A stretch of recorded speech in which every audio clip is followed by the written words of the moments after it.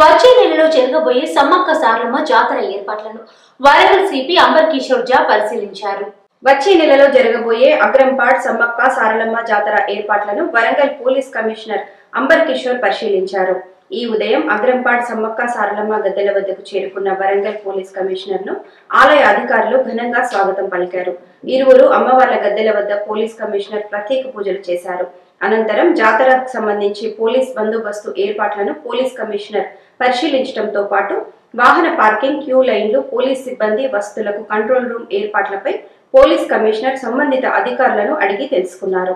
త్వరలో జరగబోయే మేడారం జాతర పురస్కరించుకొని గూడెపాడు మీదుగా కొనసాగే వాహనాలు రాకపోకలను ఎలాంటి అంతరాయం కలగకుండా తీసుకోవాల్సిన ముందస్తు చర్యలపై పోలీస్ కమిషనర్ పోలీస్ అధికారులతో పాటు ట్రైనీ ఐపీఎస్ శుభం నాకు సూచనలు, సలహాలను అందజేశారు. పోలీస్ స్టేషన్ కు వచ్చి ఫిర్యాదులు అందజేసే ఫిర్యాదులపై స్టేషన్ అధికారులు తక్షణమే స్పందించి బాధితులకు సత్వరమే న్యాయం చేయాలని పోలీస్ కమిషనర్ తెలిపారు. వరంగల్ పోలీస్ కమిషనర్ బుధవారం ఆత్మకూరు పోలీస్ స్టేషన్ ను ఆకస్మికంగా తనిఖీ చేశారు.